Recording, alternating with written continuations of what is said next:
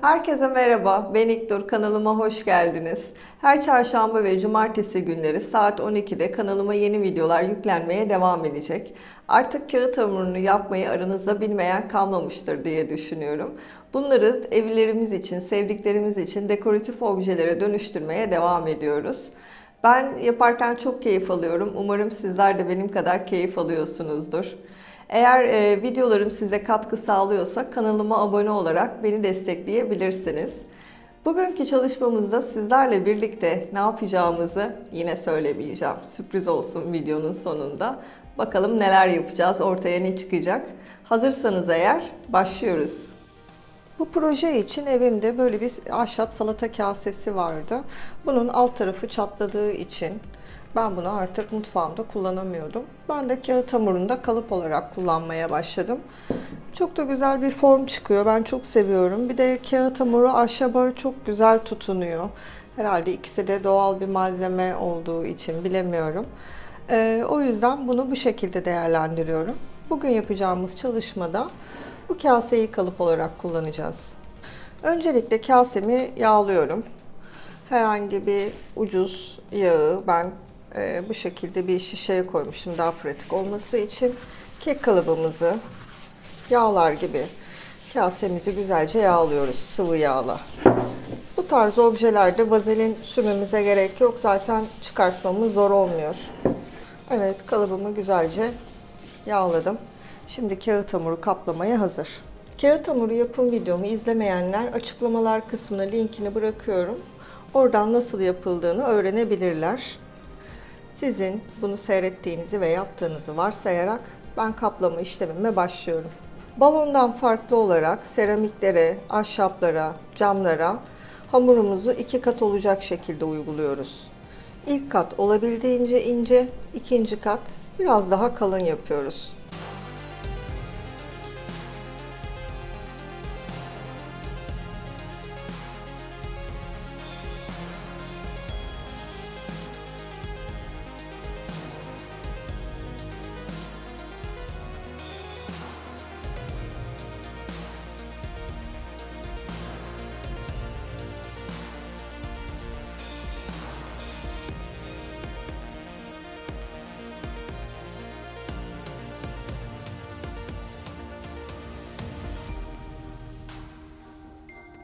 İlk katımız tamamlandı.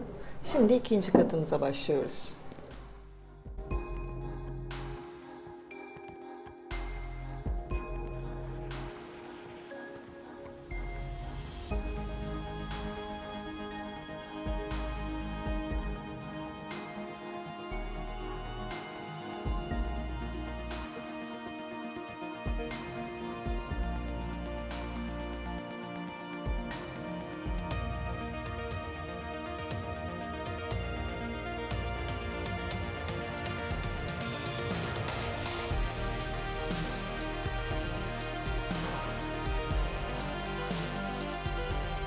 Hamurumuzu kasemize 2 kat kaplama işlemimizi tamamladık.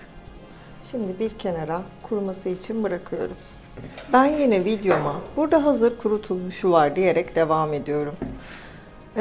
Bu kasem kalıpta biraz bombe yaptı şu alt tarafı ve düzgün bir şekilde yerde durmuyordu. Bu benim için sorun mu? Hayır, değil. Hiç üzülmüyorum bombe yaptığı için. Hemen başka bir kağıt hamuruyla bombe yapan yerlere tekrar yükselti verip bu kod farkı mı diyeyim, orayı sıfırlıyorum ve artık kasem masamda düzgün bir şekilde duruyor. Size o kase kuruduğunda onun nasıl kalıptan çıkarttığımı da başka bir videomda gösteririm. Bana kalıptan çıkartmanın zor olduğunu, nasıl yaptığımı soruyorsunuz. Bir videomda anlatmıştım ama bu sefer de uygulamalı olarak göstermek istiyorum. Şöyle bir pasta bıçağı yardımıyla şu şekilde kalıbımın kenarlarını yavaş yavaş ayırıyorum.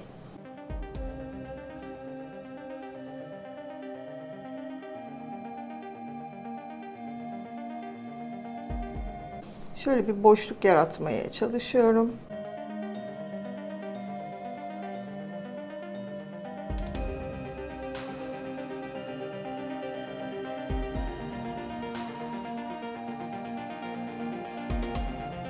Bunun için tabağımın iyicene kuruduğundan emin olmam gerekiyor.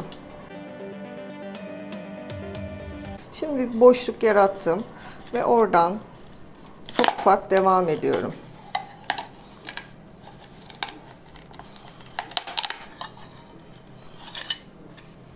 Ve işte tabağım çıktı. Ben bu şekilde yapıyorum. Farklı kaselerde de kurudukça videolarımın arasında yine size diğerlerinde nasıl çıkarttığımı gösteririm. Bugün bu kasemizi desen yapmak için pirinç dekupaj kağıtları kullanmak istiyorum. Malum yaz gelmeye başladı ve Blue Blanc desenleri çok hoş olacaktır diye düşünüyorum. Ben şöyle biraz kesmiştim daha önceden desenimi. Şöyle elimde bir de güzel bir kuş motifi var. Bunlardan da istediğim kısımları, mesela şu kuşu ya da bunu kesip daha sonrasında da tabağımı süslemeye başlayacağım. Nasıl yapıyorlar? Dur elime bir makas alayım. Hani şöyle yapıyorlar ya videolarda. Tık tık sonra bitmiş hali. Ben şimdi bunu kesip geliyorum. Evet, kağıtlarımızı kestik. Şimdi sıra bunları yapıştırma işlemimizde.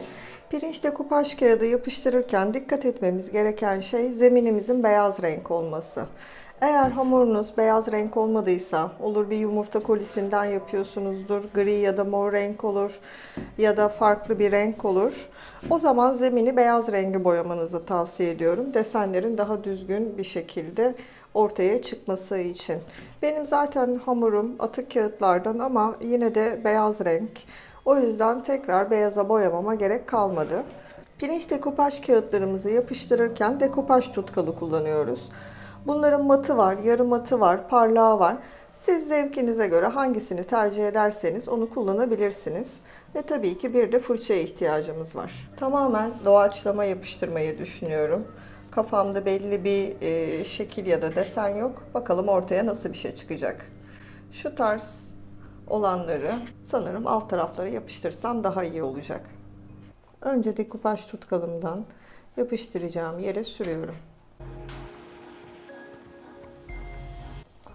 Sonra kağıdımı koyuyorum ve üzerinden tekrar fırçamla geçiyorum. Bu şekilde hem hava kabarcığı kalmamış oluyor hem de kağıdımızı düzgün bir şekilde yerine yapıştırmış oluyoruz.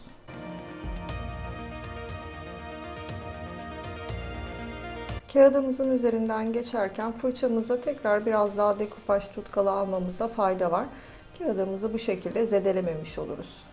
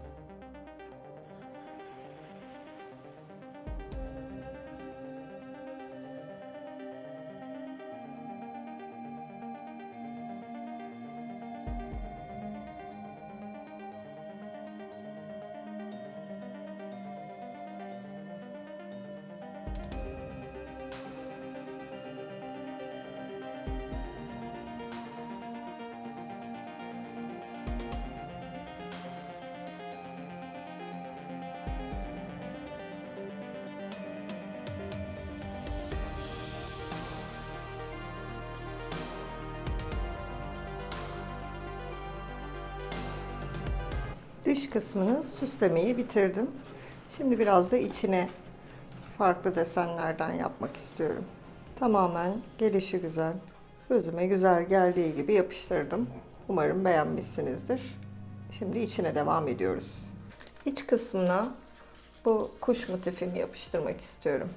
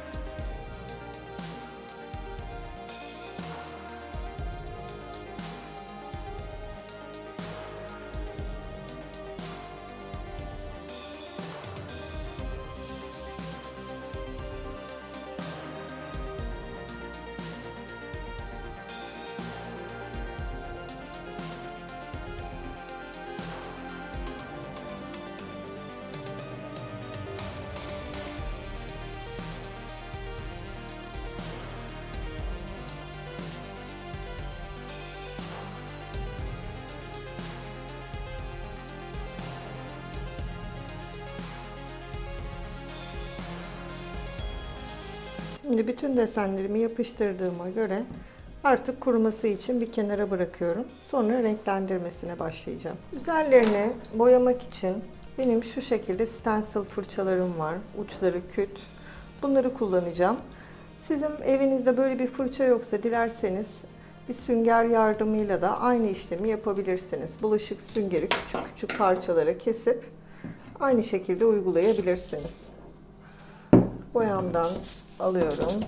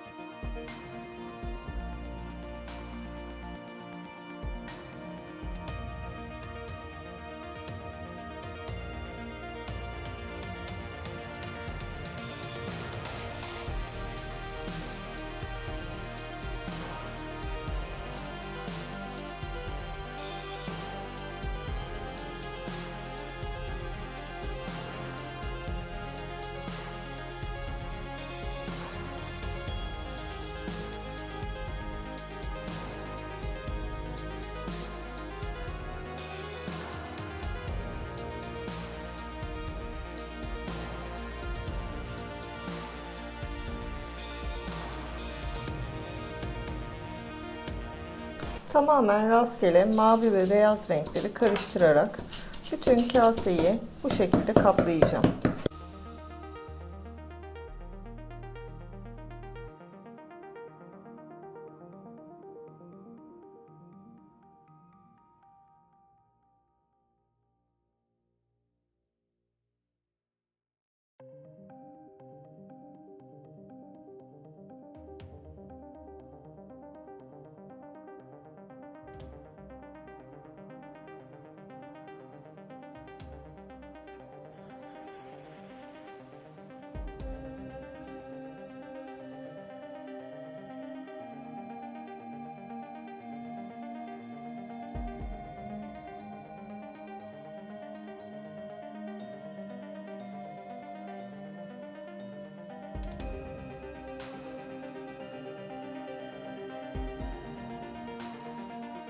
Mavi ile beyaz rengi karıştırarak farklı tonlarda mavi renkte bu şekilde kapladım. Fırçamın ucuna sadece beyaz renk aldım ve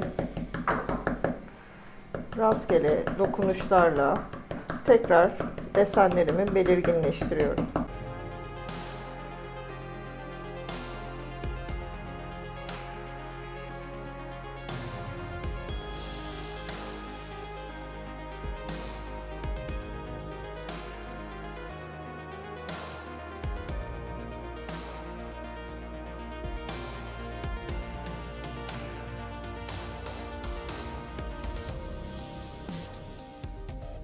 Kasemizin boyama işlemi tamamlandı.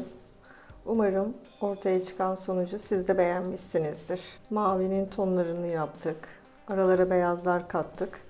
Deseni tekrar ortaya çıkarttık. Yaza yakıştı herhalde, ne dersiniz?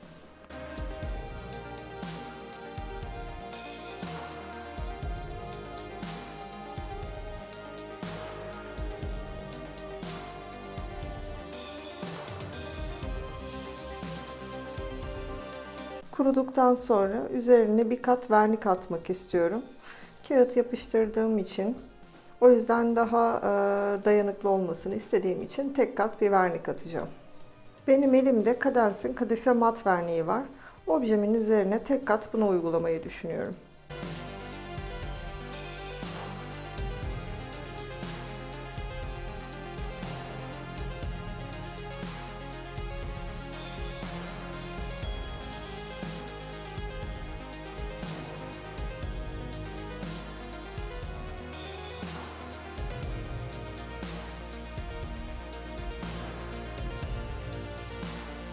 Objemizi vernikleme işlemi de bitti. Artık kullanıma hazır.